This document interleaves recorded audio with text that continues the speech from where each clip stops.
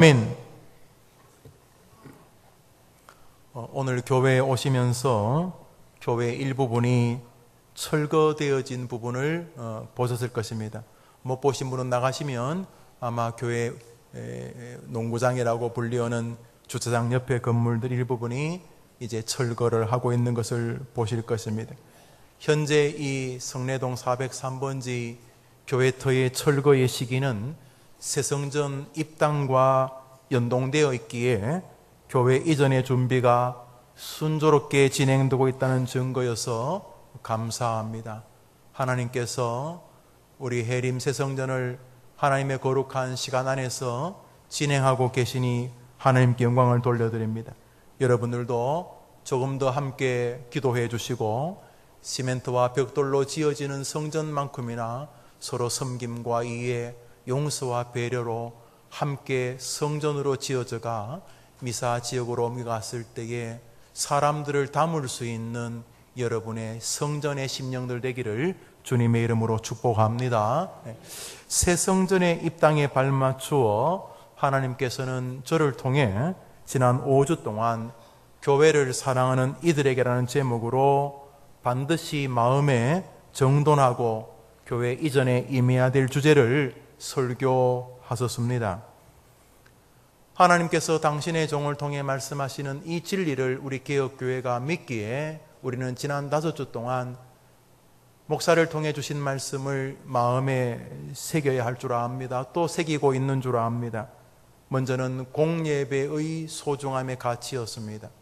내가 예배를 한 번 더 나가는 게 뭐 중요하나? 그것이 너무도 중요하다고 말씀을 드렸고 성경이 그것을 우리에게 진지하게 명령하고 있으며 말로만의 교회 사랑이 아니라 내가 교회를 사랑하는 길은 내가 참여하지 못하거나 안 했던 예배에 마음을 다해 동참하는 것이라고 말씀을 드렸습니다. 초대교회도 모이기를 피하는 사람들이 있었다고 합니다. 베드로가 설교하고 바울이 설교해도 예배 가는 것을 싫어하는 사람들이 있었다고 하니 우리들은 뭐 변함이 없겠습니다만 하나님께서 말씀하신 대로 모이기를 싫어하는 사람들처럼 살지 말고 너는 모이기를 기뻐하는 성도가 되라 하셨으니 그것이 교회를 사랑하는 일이요 주님을 기쁘시게 하는 것임을 마음에 새기시며 새 성전으로 옮겨가는 아름다운 성전들 되시기를 바랍니다.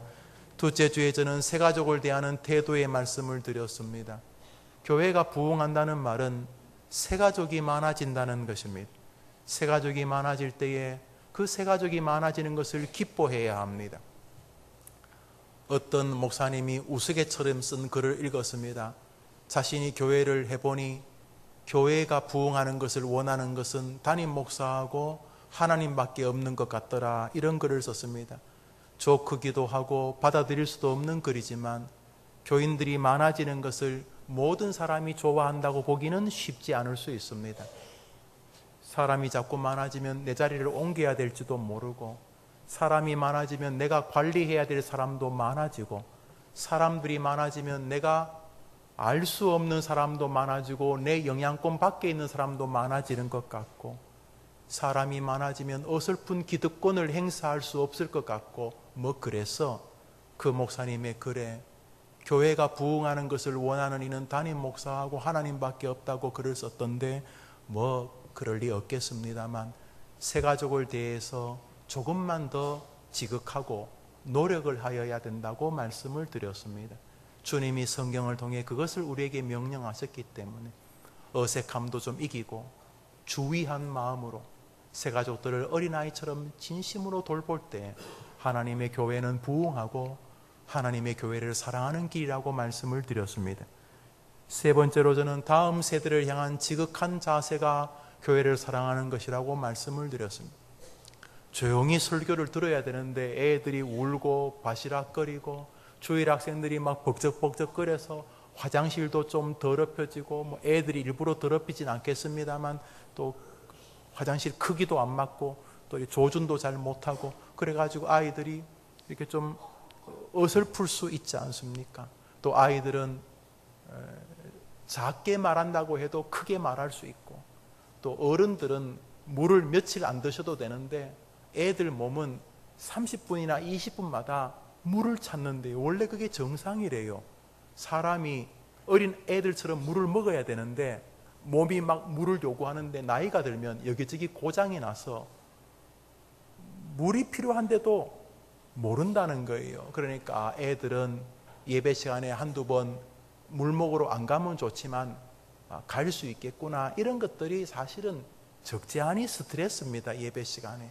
그럼에도 불구하고 나 하늘 가면 이 아이들이 이 자리 지켜야 되지, 너가 나보다 더 큰 믿음의 사람이 되기를 바란다, 이런 마음으로 다음 세대라고 불리는 어린아이들, 청소년들, 청년들을 지극한 마음으로 대하는 것이 말로만이 아니라 진짜 교회를 사랑하는 것이라고 말씀을 드렸습니다. 네 번째로 비난과 성찰에 대해서 말씀을 드렸습니다. 우리 시대는 다 비판의 전문가입니다. 같은 말도 가시를 담아내는 능력이 있습니다. 한마디 해도 그 안에 어떻게 말하면 저 사람을 비꼬을 수 있을까 하는 탁월한 능력들이 우리 시대의 모든 사람들이 다 가지고 있어서 이 시대 남을 비판하는 것이 이제 하수들일 수밖에 없게 되었습니다. 그러나 성경은 남을 비판하는 일에 대해서 경기를 일으킬 만큼 경고하십니다. 도대체 너가 뭔데 내가 만든 창조물을 비판하느냐, 이렇게 말씀하시면서 도무지 비판하지 말라고 하시고 딱 하나 비판할 대상을 정해 주셨습니다. 그것은 바로 자기 자신이라고 말씀을 드렸습니다. 그것을 성찰이라고 부릅니다.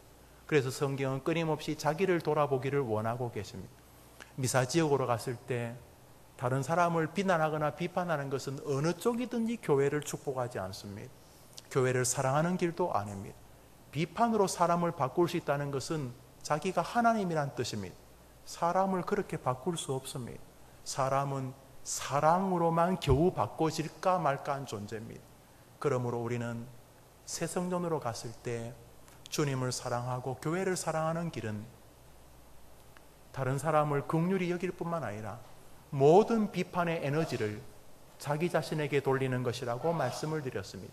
성찰입니다. 우리가 이 시대에 많은 사람들이 입만 열면 다른 사람을 도마에 올려놓고 난도질하는 이 황당하기 짝이 없는 시대 속에서 젊은이나 어린애나 노인들까지 남을 비판하거나 비아냥하는 그런 희한하고도 우습고도 저주받은 이 시대 속에서 저 교회는 30분을 이야기해도 2시간을 이야기해도 돌았을 때 뒤통수가 가렵지 않은, 다른 사람을 비판하지 않는 교회고 나도 저 교회에서 비판받지 않겠구나 하는 마음을 주는 것이 놀랍게도 주님을 따르는 길이요 교회를 사랑하는 길이라고 말씀을 드렸습니다. 그리고 지난주에는 돈에 대해서 말씀을 드렸습니다.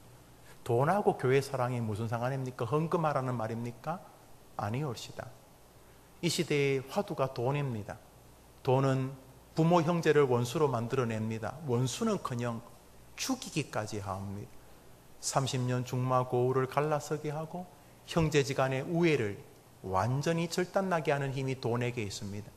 미사지역으로 갔을 때 거기 있는 분들도 대부분 돈이라고 하는 인생 최대의 화두와 시줄 날줄 연결된 삶을 사실 것입니다. 그때 우리 해림의 성도들이 돈이냐 하나님이냐를 보여주는 것입니다.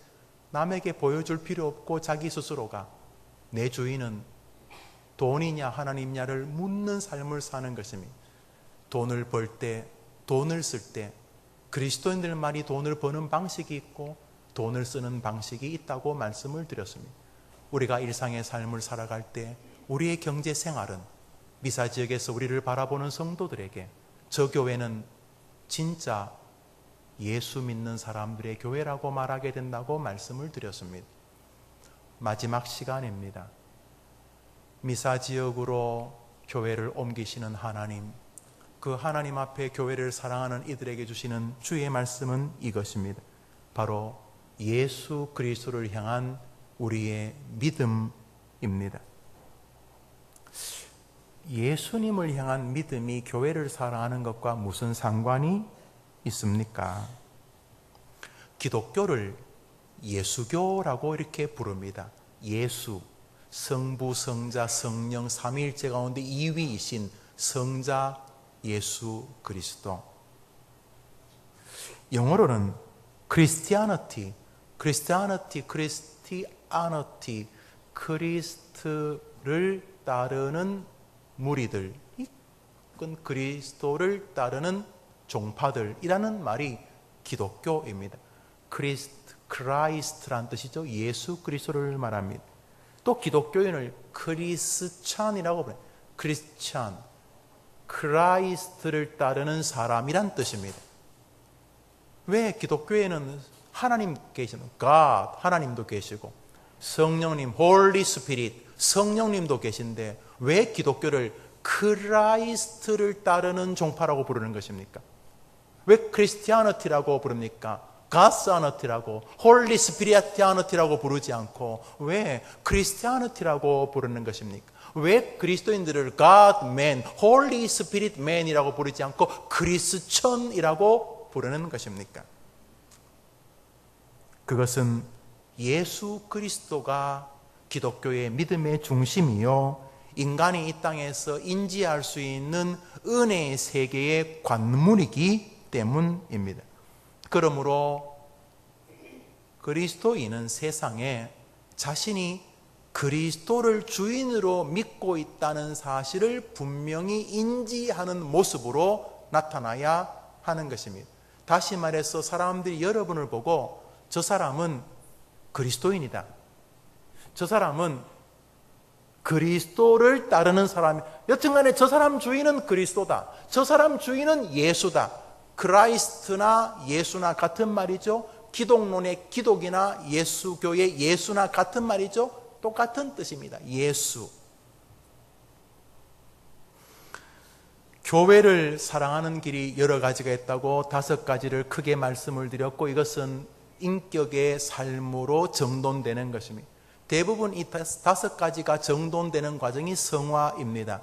우리가 성화 그러는데 성화가 별게 아니라 말씀드렸던 5가지 어려움을 이기고 끝내 예배를 참석하려는 태도들, 자보기보다 어린 새가족들을 돌보고 어린 아이들을 돌보고 비판이 아니라 성찰로 일상의 돈이라고 하는 일상의 경제생활 속에서의 그리스도인다움이 성화입니다.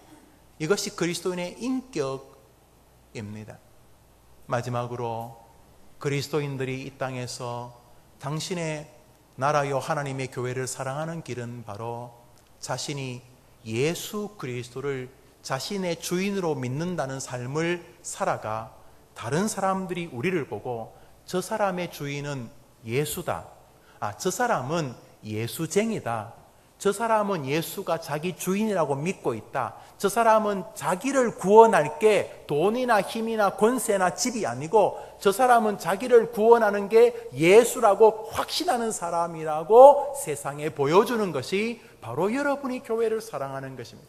목사님 알 듯 말 듯 한데 그게 무슨 말입니까? 여러분, 세상은 여러분이 믿는 신을 알고 싶어 합니다. 바로 예수님입니다. 그런데 여러분 스스로가 예수님이 자신의 구주요, 예수님이 자신의 문제를 해결할 신이요, 예수님이 자기를 구원할 뿐인 것을 믿지 못하거나 왔다 갔다 한다면 다른 사람들은 여러분을 보고 도대체 내가 너와 함께 교회를 가야 될 이유가 뭐냐?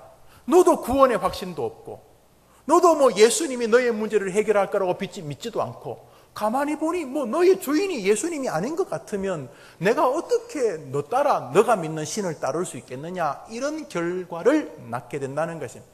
여러분이 음식점을 경영한다고 생각해 보십시오. 여러분이 만들고 파는 음식에 대한 확신과 자신이 없다면 어떻게 다른 사람에게 음식을 권유하고 자신 있게 말할 수 있겠습니까? 다 떠나서 손님은 2번째고 내가 그 음식이 너무 맛있다는 확신이 있어야 힘있게 장사할 수 있지 않겠습니까? 그런 것처럼 다른 사람에게 열심히 전도하는 것도 귀하지만 먼저 내 주인이 예수님이시다. 예수님이 내 문제를 해결하신다. 예수님이 나를 반드시 구원하신다 하는 믿음을 가질 때 그것이 주님을 기쁘게 하고 여러분이 이 해림교회를 사랑하는 길인 줄 믿으시기를 바랍니다. 한번 따라합시다. 예수님이 나의 구주이시다. 한 번 더 합시다. 예수님이 내 모든 문제를 해결하신다. 한 번 더 합시다. 나는 예수님이 구원하신 사람이다. 다른 사람이 동의하는 건 두 번째고 여러분 스스로가 굳건히 서는 것입니다. 일명 예수쟁이가 되시는 것입니다. 미사지역 갔을 때 해림교회 성도들을 만나면 뭐 다른 건 몰라도 저 사람은 지 혼자는 되게 확신에 서 있구나. 무슨 확신?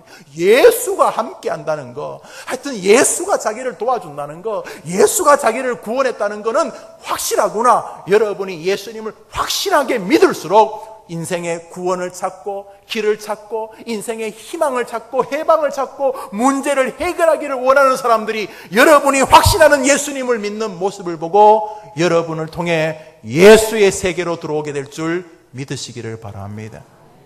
그러므로 여러분이 먼저 정돈되셔야 하는 것입니다. 무엇을? 예수에 대한 믿음을.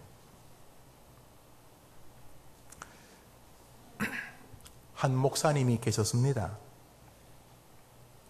그분의 젊은 시절의 이야기입니다. 대학에서 법률을 전공하던 대학교 시절 그 목사님이 방학을 맞아 학교와 멀리 떨어지지 않은 고향을 방문하게 됩니다. 부모님과 며칠 방학을 보낸 다음에 다시 학교로 오고 있었습니다. 근처에 왔을 때에 같은 친구를 만나서 학교를 향해 벌판을 걷고 있을 때 갑자기 폭우가 쏟아집니다. 나무 밑으로 비를 피하려는 순간 번개가 같이 길을 가던 친구의 머리를 쳐서 머리가 그리고 온몸이 순식간에 잿더미로 변하는 것을 보게 됩니다. 당연히 친구는 그 자리에서 수시되어 즉사하였습니다. 알렉시우스라는 이 친구의 죽음 앞에 폭우와 번개 앞에 이 목사님이 엎드려졌습니다.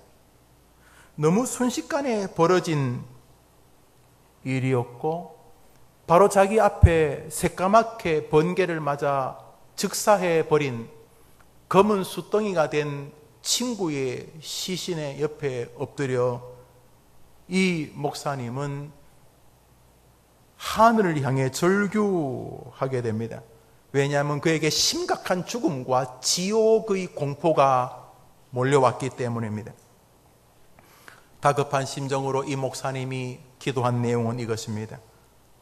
오 하늘이시여, 오 신이시여, 오 성자들이시여, 내가 목사가 되겠으니 나를 이 두려움에서 건져 주시옵소서. 입에서 목사가 되겠으니 친구처럼 번개 맞아 지옥에 가지 않게 해달라고 절규하는 서원이 나왔습니다. 마틴 루터 1505년 그의 나이 22살 때였습니다. 법률가가 되겠다던 꿈이 순식간에 목사로 수도자로 바뀌게 된 계기는 바로 그 죽음과 죽음 위에 순식간에 만나게 될 심판과 지옥에 대한 공포였습니다.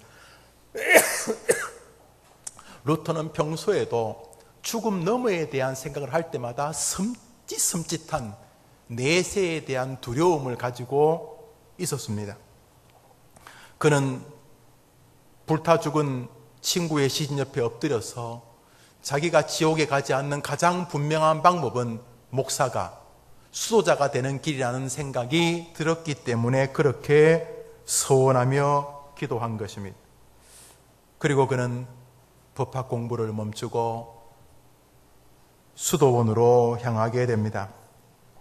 그는 수도원에서 죄의 삭슨 사망이요 죄의 삭슨 죽음이라고 하는 그 화두를 붙잡고 이제 죄와의 싸움에 들어갑니다. 죄를 죽이는 죄와의 싸움에 진입한 것입니다. 루터는 수도원에 들어가서 신학을 배우면서 그리고 수도원에서 남들보다 누구보다 열심히 기도하고 또 금식하면서 수도원이 원하는 엄격한 규칙을 따랐습니다. 하루에 8시간 이상씩 기도했고 8시간 이상씩 노동했고 혹여나 잡생각이 들까봐 겨울에 얼음물을 깨고 뛰어들 만큼 순결한 마음을 유지하려고 몸부림쳤습니다. 그러나 그래도 그의 마음에 있는 죄의식은 사라지지가 않았습니다. 친구를 미워했던 마음이 생기거나 탐욕의 마음이 밥 한 그릇에서 생기거나 이상하게 스스로 좌절하거나 침체하거나 낙심하는 마음들이 생깁니다. 이것은 부지불식 중에 생기기도 하고 갑자기 마음에서 솟아나기도 하고 부주의한 말 한마디와 눈빛으로 나타나기도 했었습니다. 그때마다 루터는 끔찍하게 죽은 친구를 기억하면서 수도원장에게 가서 고해성사를 하면서 죄 용서를 빌었습니다. 수도원장은 고해성사를 받고 그에게 죄 용서를 선언해주면 그는 다시 자기 방으로 돌아왔습니다. 그러나 돌아와서 침상에 눕는 순간 또다시 자기 마음에 죄악된 마음들, 미워하는 마음들, 욕정들, 하나님 앞에 성실하기보다는 왠지 게으른 육체를 따르는 마음들 같은 것들이 또다시 솟는 것을 보았습니다. 그의 양심은 끊임없이 외쳤습니다. 마틴 루터, 너는 죄인이야. 너는 죄인이야. 너 고해성사를 하고 나오는 도중에 또 죄된 생각이 들지 않았어? 아무리 금식하고 아무리 자신을 쳐서 복종시키고 아무리 노력하고 아무리 무릎으로 기어다니고 얼음물에 뛰어들고 혹여나 많은 음식이 자기에게 잡생각을 줄까 봐 이틀에 한 끼만 먹고 어떤 날은 말을 많이 하면 하나님과 사람과 자기 스스로에게 죄를 짓까 봐 하루 종일 단 한마디도 하지 않고 살아가면서 어떤 죄된 것을 보지도 듣지도 생각지도 않으려고 몸부림쳤지만은 그날 밤 조용히 하루의 일과를 마치고 자기 침상에 누웠을 때 스스로에게 이렇게 묻게 됩니다. 루터, 너는 오늘 지금 죽으면 천국에 갈 수 있겠느냐? 그는 조용히 누워서 오늘 하루를 돌아보는 동안 아무리 생각해도 죄 지은 것이 보이지 않는 것 같아서 오늘은 죽으면 천국 갈 수 있을 것 같다는 생각이 들려는 순간 자신 안에 또 다른 영적인 교만함이 꿈틀거리는 것을 보았습니다. 왜냐하면 오늘 다른 수도자들은 무슨 말을 했고 다른 수도승들은 서로끼리 다퉜고 어떤 사람은 서로 자기 자랑했고 어떤 사람은 침체된 얼굴을 똥 씹은 표정으로 살면서 남도 불편하게 만들었고 주변의 모든 사람들은 그랬는데 나는 오늘 하루 종일 마음으로 입으로 행동으로 생각으로 죄 짓지 않은 것 같다라고 말하면서 다른 사람과 비교하는 자신을 보면서 교만이 머리끝에 와 있다는 것을 또 경험하게 된 것입니다. 그때 밀려오는 절망감, 도대체 어떡하라는 말인가 하나님, 나는 어떻게 해야 죄가 1.1핵도 없이 지금 죽어도 천국에 갈 수 있다는 말입니까? 영혼이 예민했던 이 루터는 절규하며 그 밤 성경을 다시 꺼내 읽습니다. 그러던 어느 날 그에게 새로운 전기를 마련하는 한 성경을 읽게 됩니다. 로마서 1장 17절입니다. 읽읍시다. 로마서 1장 17절입니다. 시작. 의인은 믿음으로 말미암아 살리라. 저 말에 루터의 마음이 흔들리기 시작했습니다. 의인은 믿음으로 말미암아 살리라. 의인이면 끝까지 그냥 의인일 텐데 의인을 살려주는 것이 믿음이라는 사실이 이 똑똑한 루터의 마음에 밀려들기 시작했습니다. 그리고 그 믿음으로라는 말이 자기가 지금까지 구원 얻으려는 스스로의 믿음이 아니라 예수 그리스도라고 하는 재물에 대한 믿음, 내가 돈이 많아서 그 사업을 하는 게 아니라 내 친구가 어마어마한 부자여서 이 친구를 믿고 사업을 하는 것입니다. 나는 돈이 100만 원, 50만 원밖에 없는데 이 사람은 집에 기르는 개도 수표를 물고 다니는 부자예요. 웃기라고 한 거예요. 이 사람은 집이 자기도 돈이 얼마나 있는지 모르고 도대체 강남에 있는 빌딩이 어디까지가 자기 집인지도 모를 만큼 부자예요. 그래서 사업을 할 때 내가 좀 보탤게 이런 말 안 합니다. 내가 보탠다는 건 이 사람 자동차 타이어 값도 안 되기 때문에 이 사람이 사업을 한다는 말은 내가 한번 해볼게, 나를 믿고 이런 말이 아니라 이 사람을 믿고 한다, 이런 뜻이 되는 것처럼 루터의 마음에 믿음으로라는 말은 내가 믿음으로 구원받는다는 게 아니라 예수가 가진 능력에 대한 믿음, 저 양반이 가진 믿음으로 말미암아 내가 산다는 생각이 그의 마음을 붙잡기 시작했습니다. 한번 따라합시다. 나의 믿음, 예수님에 대한 믿음. 여러분, 오늘 이 말을 잘 이해하면 오늘 이 아침에 또다시 구원의 역사가 이 자리에 일어나게 될 것입니다. 한번 따라합시다. 나의 믿음, 기도하는 믿음, 헌금하는 믿음, 예배하는 믿음, 교회 일하는 믿음, 이런 게 아니고 구원받으려는 믿음, 찬물에 뛰어드는 믿음, 말 안 하는 믿음, 침묵하는 믿음, 용서하는 믿음, 노력하는 믿음, 헌신하는 믿음, 이런 믿음 말고 예수 그리스도에 대한 믿음, 이분이 어마어마한 능력을 가진 것에 대한 믿음이 이 루터의 마음에 변화를 가져오게 된 것입니다. 그는 자신의 믿음의 모든 행위를 내려놓고 그리스도에 대한 믿음이라는 새로운 세계를 발견하게 됩니다. 종교개혁의 여명이 밝기 시작합니다.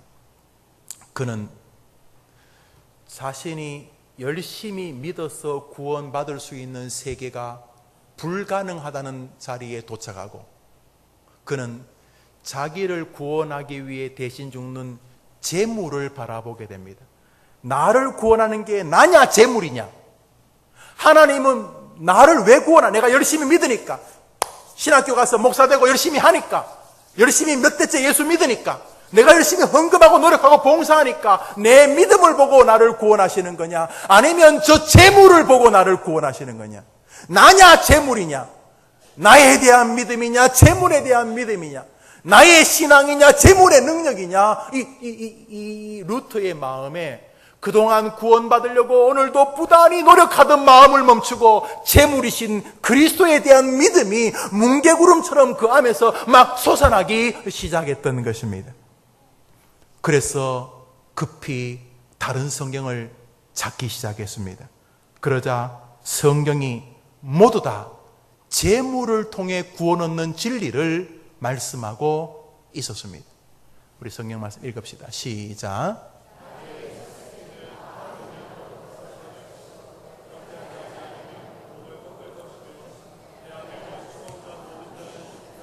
나귀의 첫 새끼이든 뒤에 나오는 사람이든 모든 것은 다 어린 양으로 대속할 것이요, 어린 양이 죽으면 나귀 새끼의 문제도 해결되고 어린 양이 죽으면 사람들의 죄도 대속되어진다는, 그래서 나귀 새끼가 무슨 노력을 한 것도 아니고 나귀 새끼가 무슨 노력을 하겠어요.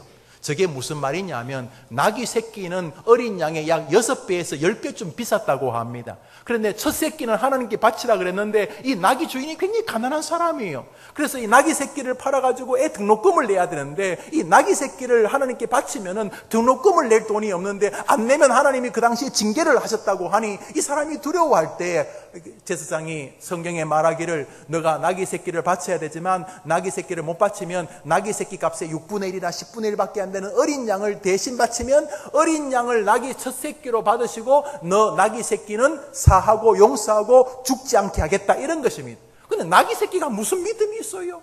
그 나귀 새끼는 자기가 어린 양 때문에 산 것도 몰라요. 그런데 나귀 새끼 대신에 어린 양이 죽으면 나귀 새끼와 나귀 새끼 주인은 죄를 없어진다는 것이고, 뒷구절에 내 아들 중 처음 난 모든 자도 아들 죽일 필요 없이 어린 양을 죽이면 너 어린 자식이나 내 모든 인간들의 죄를 대속하겠다는, 다시 말해서 이 재물을 보시고 사람을 용서하시고 죄를 사하시고 구원하시는 이 기독교의 진리를 이 루터가 어느 날 깨닫게 되는 것입니다.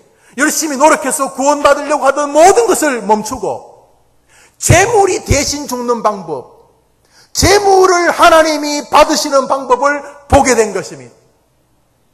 종교개혁이 일어나기 시작하는 것입니다.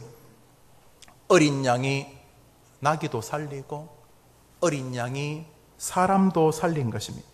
루터는 성경 구약을 읽으면서 3000년 전, 4000년 전 하나님께 바치던 제물을 하나님께 바치던 그 사람들도 루터처럼 떨면서 자기가 아니라 하나님이 저 제물을 받으실까 안 받으실까를 떨면서 바라보고 있는 것을 발견하게 된 것입니다. 만일 하나님이 그 제물을 받지 않으면 즉사했습니다.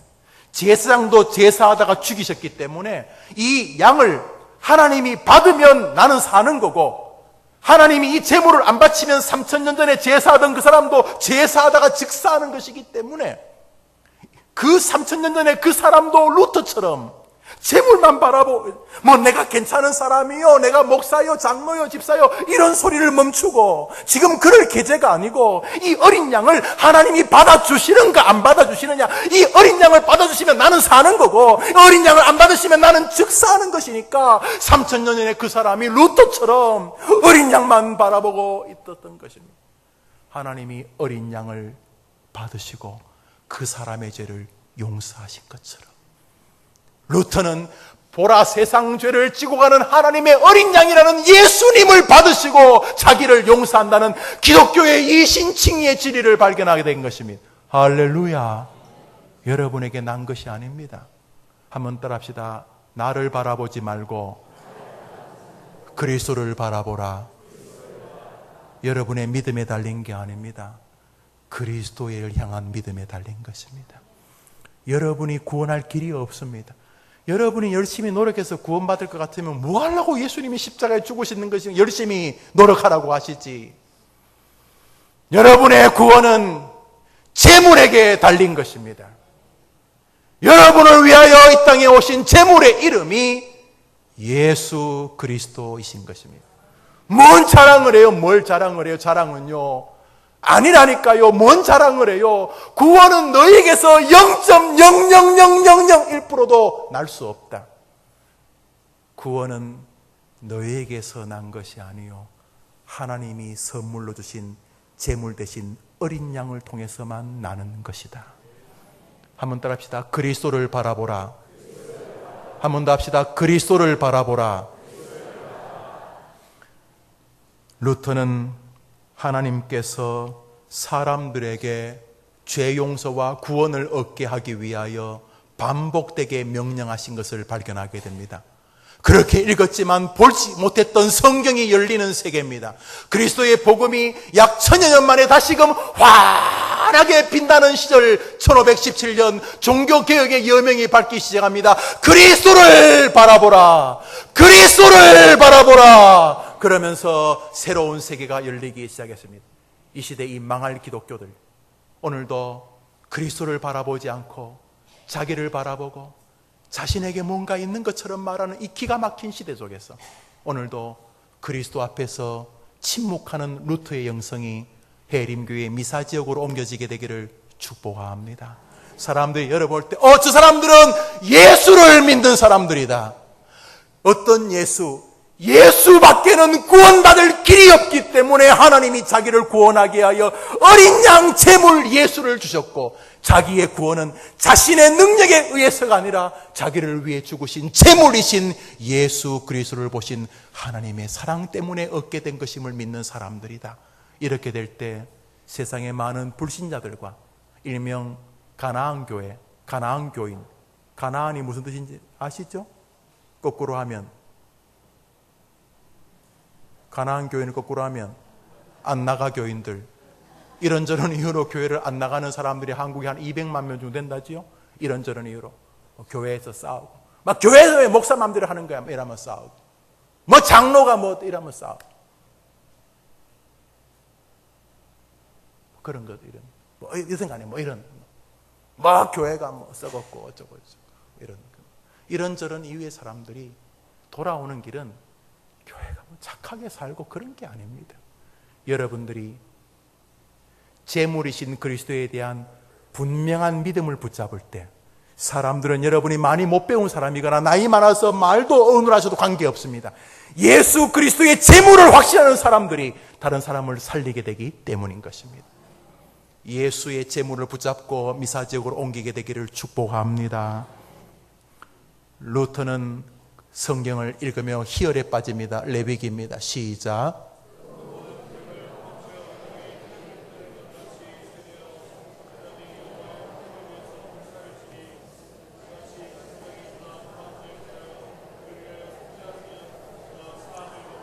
어린 양의 기름을 떼려면 어린 양을 죽여야 되겠죠. 어린 양류, 제물이 죽으면 그 사람의 죄가 사함을 받으리라. 할렐루야.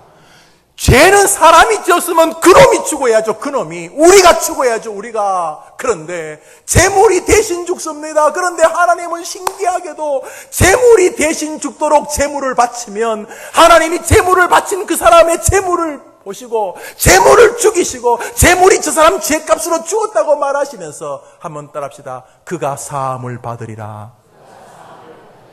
하나님이 이 방식을 이미 예고하셨던 것입니다. 그래서 주님은 이스라엘 백성들에게 끊임없이 어린 양을 내게로 가지고 오라 그랬습니다. 한번 따라합시다. 어린 양을 내게로 끌고 오라. 레위기 1서입니다. 시작.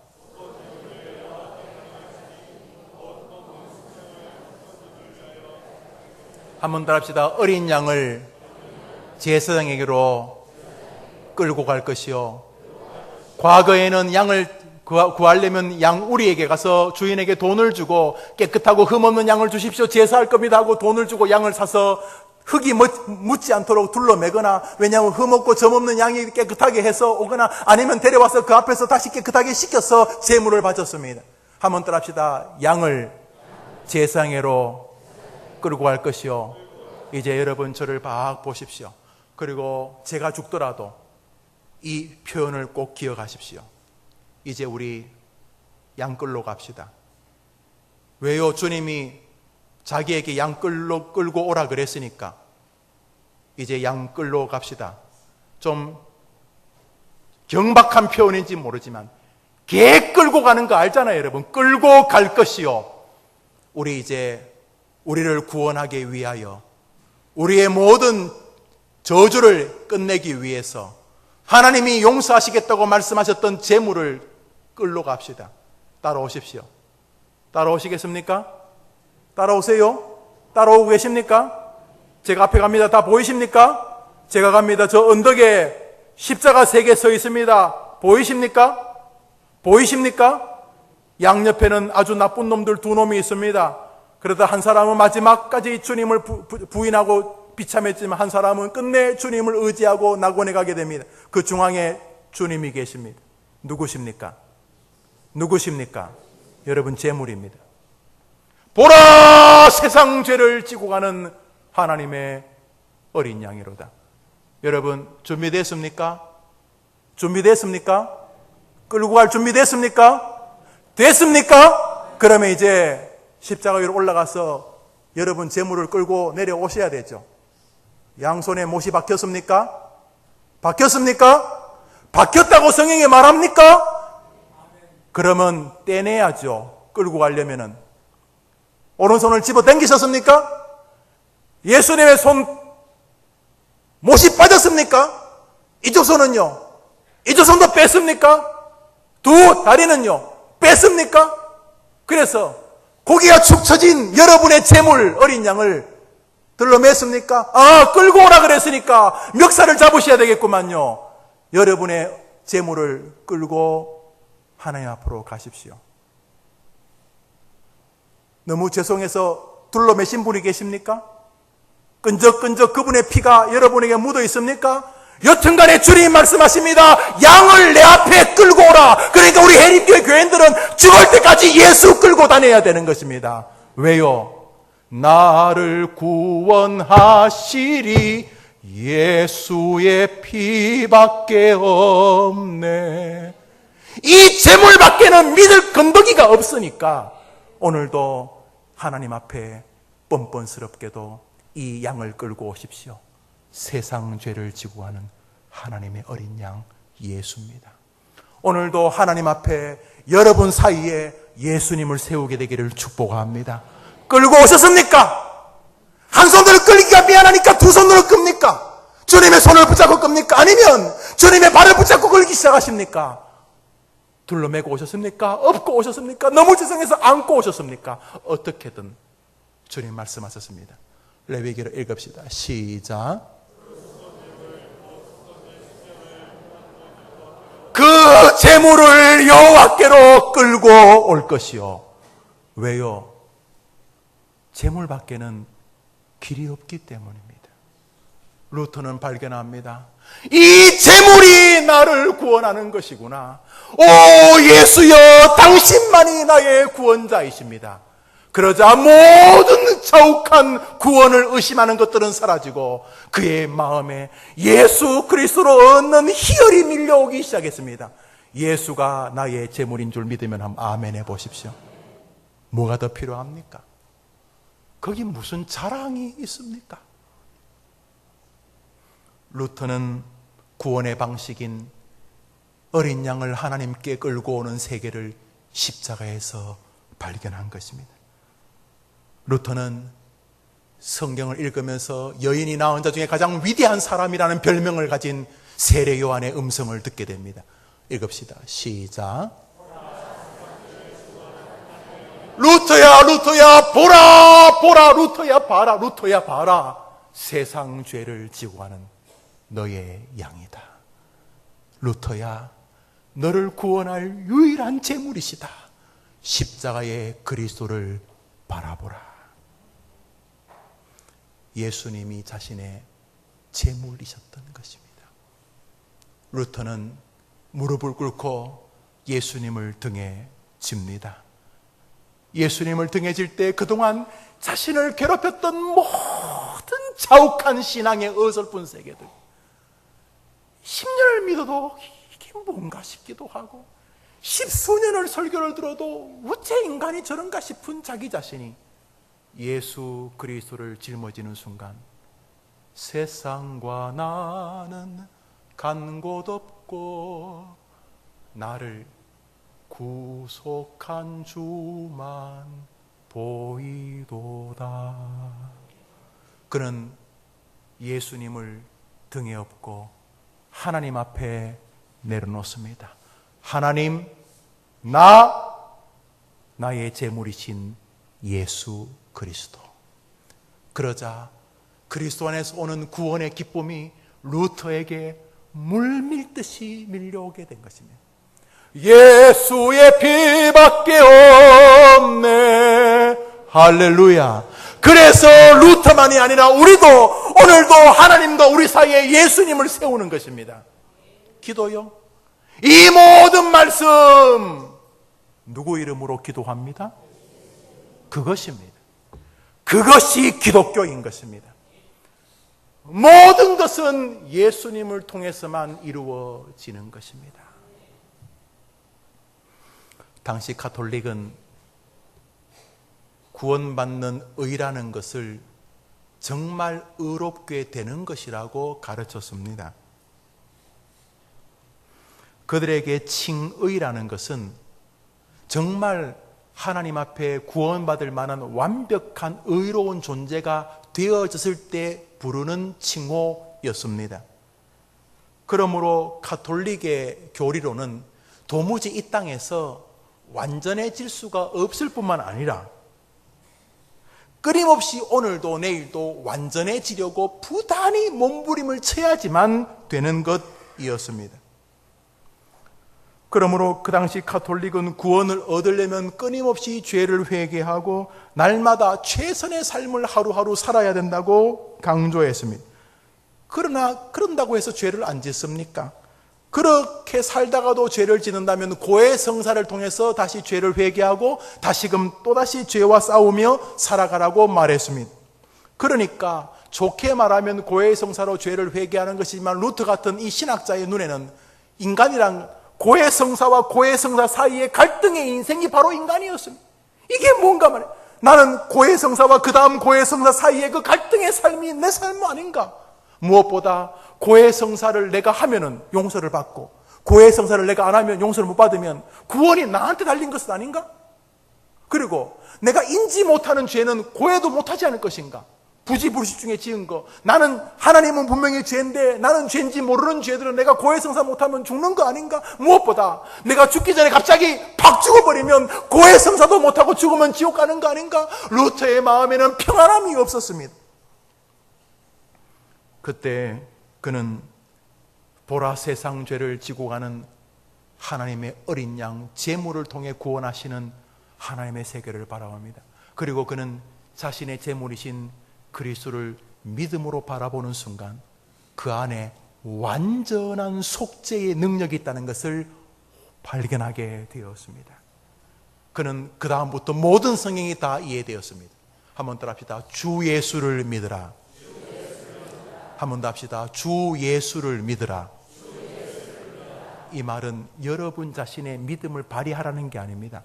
주 예수의 그 능력을 믿으라는 것입니다. 한번 더 합시다. 주 예수를 믿으라. 그리하면 구원을 얻으리라. 믿으시지요? 루터도 500년 전에 믿게 되었던 것입니다. 정확히 1517년 500년 전에 루터의 마음에 물밀듯이 밀려온 것입니다. 예수 그리스도 그 거룩한 제물이 너무도 놀라운 일을 행하셨다는 사실을. 성경의 논리는 아주 단순했습니다. 루터가 성경을 깨닫고 성경을 볼 때 창세기부터 계시록까지 동일한 말의 반복이었습니다. 히브리서 2장을 읽겠습니다. 시작.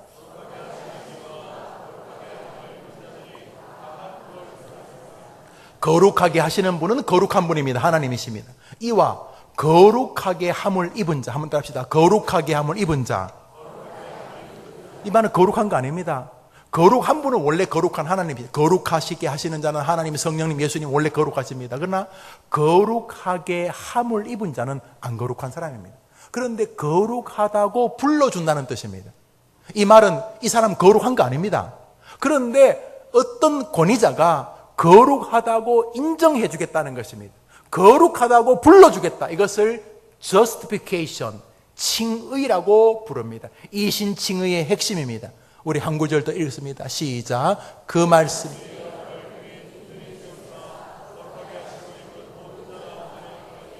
저기도 성도를 거룩한 사람이라고 부르지 않고 거룩하게 하심을 입은 자. 다시 말해서 안 거룩한데 거룩하다고 불러주는 것을 발견하게 된 것입니다. 여러분 잘 보십시오. 죄를 내가 짓습니다. 어린 양을 바칩니다. 떨면서. 왜냐하면 안 받으시면 즉사하니까, 하나님이 죽여버리시니까 떨면서 제물만 봅. 제물. 이 제물이 하나님께 받아지느냐 안 받느냐에 지금 달린 것입니다. 그런데 하나님이 제물을 불태워 받으십니다. 그리고 제사장이 하나님이 받으셨습니다. 당신의 죄는 사해졌습니다. 이러면 기쁘게 돌아가게 됩니다. 그래서 그 제사하는 사람은 제물. 이 제물이 받아지는가 안 받아지는가. 그래서 제물이 죽을 때 제사장이 당신의 죄가 용서되었다고 할 때 이 사람은 죄 그대로입니다. 아니 양 죽는다고 죄가 사라집니까? 도둑질한 거 맹도둑이고 살인은 그대로 살인이지. 그런데 안 거룩한데 거룩하다고 불러주는 것입니다. 이것이 칭의인 것입니다. 우리가 하늘나라 갈 때 안 거룩합니다. 여러분도 알잖아요. 예수 믿어도 비슷한 죄 짓는 거. 예수 믿으면 잘못하면 더 위선적이 되죠. 명색이 집사고 장로인데 목사인데 권사인데 안 그런 척이라도 해야 안 됩니까? 그러니까 2중 3중으로 더 심각해질 수 있습니다. 하늘나라 갔을 때 기가 막힐 것입니다. 그런데 하나님이 여러분을 거룩하다고 불러주는 이유는 딱 한 가지입니다. 여러분이 여러분의 제물인 예수님을 내세울 때인 것입니다. 하나님이 예수님 보고 여러분을 거룩하다고 불러준 줄 믿으면 아멘 해보십시오. 그러니까 여러분이 정상적인 기독교인이라면 오늘도 자랑할 게 그분밖에 없습니다. 예수님밖에는 뭐 자랑할 게 없습니다. 안 거룩하고 진짜는 조금 더 거룩하지 않는데 하나님이 거룩하다고 불러주는 교리, 칭의를 발견하면서 루터는 더 이상 거룩을 향한 노력이 자기를 구원할 수 없다는 사실을 깨닫습니다. 그는 그리스도께서 자기를 위해 죽으신 제물이라는 사실을 믿음으로 받는 순간 환희가 밀려오면서 거꾸로 그 거룩한 주님 앞에 민망스러워서 그 주님이 감격스러워서 더 적극적으로 믿음의 길을 걸어가게 되었던 것입니다. 그러므로 여러분 구원의 확신을 여러분의 느낌이나 감정, 신앙의 경험, 여러분이 중요하게 영성, 기도회 이런 것으로 찾으려고 하시면 못 찾습니다.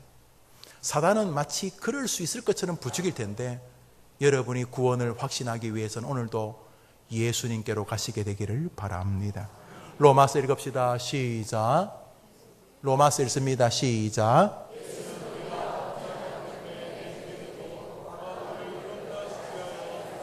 예수님은 아예 선포하셨습니다. 이놈들아, 내가 온 것은 범죄한 너희들 때문이다. 예수님이 우리를 죄에서 구원하여 구원 백성을 만들기 위해서 이 땅에 오신 줄 믿으면 아멘 해보십시오.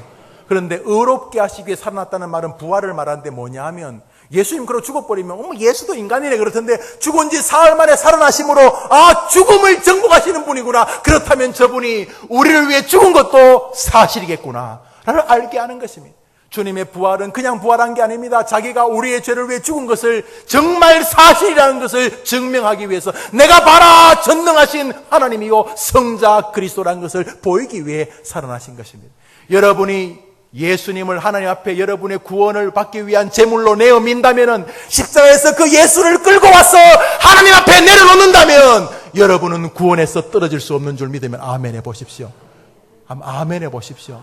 여러분이 예수님을 바라본다면, 여러분이 정말 예수님을 여러분의 제물로 하나님에 바친다면 여러분은 지옥 갈 방법이 없는 줄 믿으면 한번 아멘 해보시기를 바랍니다.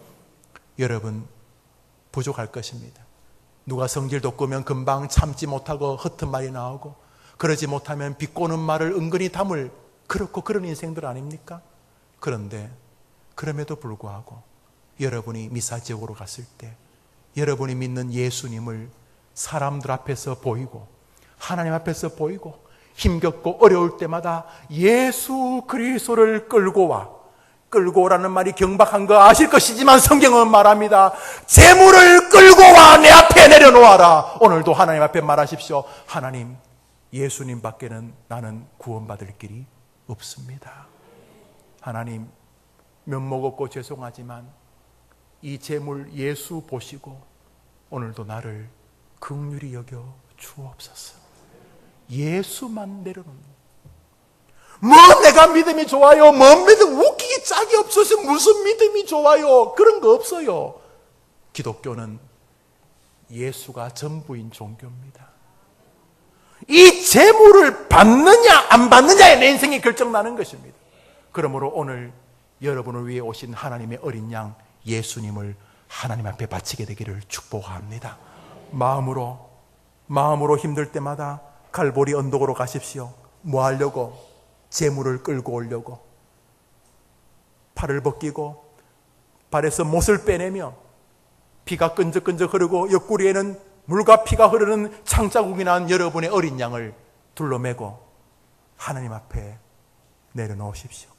구원의 의심이 되고, 내가 지금 죽어도 천국 가겠는가 의심이 되기 시작하면, 일명 구원의 확신이 흔들리기 시작하면 다른 이야기 하지 마시고 곧바로 여러분의 어린 양이 있는 갈보리 언덕으로 가십시오.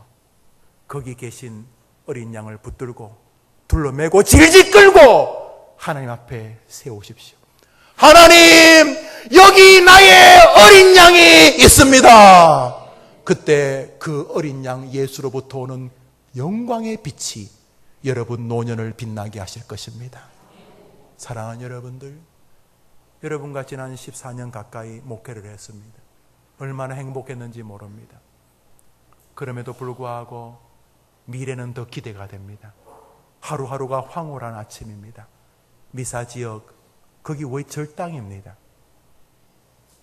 원래 스님께서 나 성질나면 조계종에 팔 겁니다. 여기 그러면 저 능인소문 양재에 있는 것처럼 수만 명 모이는 예배당이 아니고 절대입니다. 저는 다른 종교가 나쁘다는 뜻이 아닙니다. 거기 그러나 사찰이 서야 되겠습니까? 고 홍성기 목사님 그 땅을 보자마자 늘 돌다리도 두드리시는 그 진지한 어른께서 김 목사 하지 말자 그래도 설득하려고 했는데 하자 그래서 시작하게 된 것이에요. 물론 딱 한 번의 난관이 있었습니다. 현재 가진 재정으로 우리 어른들과 성도들이 헌금한 것으로 충분했는데 갑자기 서울대 교수 한 분인가 두 분이 환경영향 평가를 하면서 지하 2층을 계획하며 설계를 다 했는데 2층을 더 파라 그랬습니다. 한 평이 1200평입니다. 2000평 이상을 더 파게 되었습니다. 아마 그것이 좀 부담이 되었습니다. 그것만 아니었다면 우린 조금 더 어려움이 없이 짓게 돼. 그러나 그분이 그렇게 우리 건축위원장에게 말씀하셨다고 하더만요.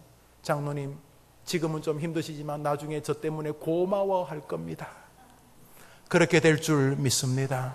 미사지역으로 왔을 때 다른 거 다 몰라도 괜찮습니다. 수만 틀리면 어린 양 예수를 하나님 앞에 세우게 되기를 축복합니다. 힘들고 어려울 때마다 여러분 믿을 거 없어요. 죄송하지만 여러분이나 저나 별로 믿을 거 없어요. 그러나 우리가 예수님을 하나님 앞에 내려놓습니다. 하나님, 여기 어린 양이 있습니다. 그러면 그 어린 양 보시고 그토록 구약에서 진지하게 말씀하셨던 제물을 받으시고 여러분에게 자비와 구원의 확신을 더해 주실 줄 믿습니다.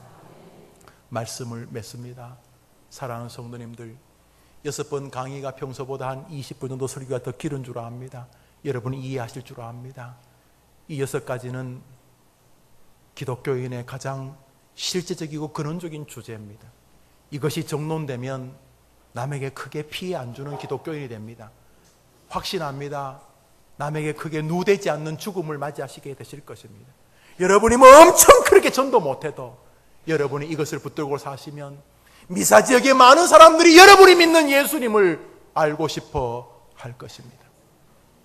하나님 앞에 예수님의 이름으로 나가게 되기를 축원합니다. 기도가 무엇입니까? 예수님을 의지하는 구원의 점검인 것입니다. 존 뉴턴이라는 사람이 있었습니다. 노예를 잡아 팔던 인간 말종 같은 사람이었습니다.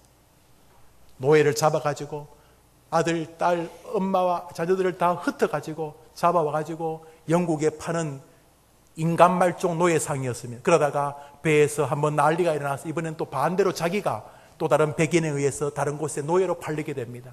그 와중에 이 존 뉴턴이 예수님을 영접하게 됩니다. 예수님을 영접하고 이 사람의 인생이 달라집니다. 내 놀라운 은혜, 일명 어메이징 그레이스로 알려진 우리 찬송가입니다. 그 내용은 간단합니다. 나 같은 죄인을 살리신 것은 나의 믿음이 아니라 그리스도의 은혜입니다. 찬송합시다.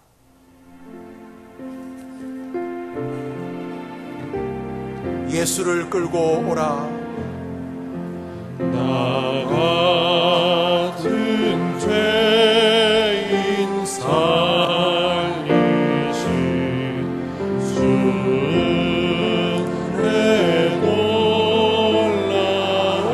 놀라워 이로써 생명 찾았고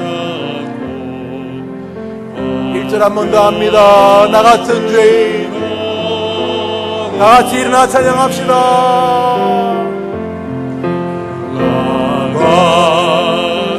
예수님은 여러분을 능히 살리십니다. 그 양도 죄인을 용서하는 힘이 있는데 세상 죄를 지고 가는 하나님의 어린 양인 예수님이 여러분을 못 구원하시겠습니까? 하나님 앞에 예수님을 내미십시오. 하나님에게 예수님을 내미십시오. 하나님에게 십자가에 가서 그 어린 양을 끌고 와. 하나님, 여기 있네. 구원의 어린 양이 있습니다. 우리 목소리로만 한번 잡시다. 나 같은 살리신 과거 완료형입니다. 나를 살려주셨습니다. 만세전에 주 예수 그리스도로 구원하시고 어느 시점에 내게 믿음을 주신 것입니다. 아, 예수가 나의 재물이구나. 예수가 나의 재물이구나. 예수가 나의 생명이구나. 예수가 나의 어린 양이구나. 오 하나님, 나의 어린 양을 받으시옵소서. 다 같이 눈을 감습니다. 우리 한번 따라합시다. 하나님, 예수님께서 나의 재물입니다. 하나님, 나를 더 이상 보지 마시고 나의 재물이신 예수님을 보시옵소서. 한 번 더 합니다. 하나님, 나는 자랑할 것이 없습니다. 그러니 오늘도 예수님을 데리고 왔습니다. 예수님을 끌고 왔습니다. 예수님을 갈보리에서 끌고 왔습니다. 나의 재물을 보시옵소서. 나의 재물을 보시고 용서하시옵소서. 방금 드린 기도가 같은 기도인가 하실 것입니다. 뻔뻔하지만 오늘부터 완벽하게 뻔뻔해지십시오. 예수밖에는 내세울 게 없습니다. 하나님 앞에 들이미십시오. 하나님, 이제 나 볼 거 없는 거 제가 확실히 아니 나의 재물을 보시고 나를 용서하시옵소서. 여러분에게 감격이 밀려오게 되기를 축원합니다. 다 같이 기도합시다. 하나님 아버지, 사랑하는 모든 성도들의 심령 속에 예수 그리스도로 얻는 구원의 확신이 다시 한번 굳건해지는 아침이 되게 해 주시옵소서. 지난 6주 동안 우리 성도들과 함께 교회를 사랑하는 이들에게라는 주제로 말씀을 전하였습니다. 하나님 아버지, 예수님을 보시옵소서. 하나님, 예수님을, 나의 재물을, 나의 어린 양을 보시옵소서. 나에게는 아무런 구원의 언덕, 구원의 차질이 없고 구원의 빛이 없습니다. 그러니 오 하나님, 여기 나의 재물이 있습니다. 나의 재물 예수님이 여기 있습니다. 이 재물을 보시옵소서. 기도하는 성도들에게 예수님의 죽음으로 자신의 죄가 놀랍게도 용서받고 거룩하지 아니함에도 거룩하다고 인정하시는 하나님의 음성을 듣고 구원의 확신과 예수가 나를 위해 죽었다는 믿음이 성도들을 붙잡는 아침이 되게 하여 주옵소서. 이제는 예수님의 은혜와 하나님의 사랑과 성령의 교통하심이 미사 지역으로 옮겨갔을 때에 세상 사람들과 그리스도인들, 일명 가나안 교인으로 불리우는 사람들이 우리 해림 성도들의 어린 양에 대한 믿음과 재물에 대한 확신과 예수님의 이름으로 기도한다는 날마다의 기도에 담긴 구원의 세계를 깨닫고 오늘도 어린 양을 끌고 오라는 하나님의 말씀 앞에 눈물겨워 부끄러워하며 죄송해하며 그러며 감격스럽게 갈보리 언덕에서 어린 양이신 예수님을 끌고 자신과 하나님 앞에 세우며 하나님, 나에게는 이 양밖에 없습니다. 이 예수를 보시고 나를 구원하여 주시니 감사합니다. 날마다 하나님 앞에 어린 양을 세우기로 다짐하고 구원의 확신 속에서 믿음의 길을 걷기로 소원하는 해림의 성도들과 지어지는 새성전 사역 위에 동일한 금액은 아니어도 동일한 헌신으로 이 일에 동참하기를 원하는 주의 백성들 위해 이제로 영원토록 함께 있을지어다. 아멘.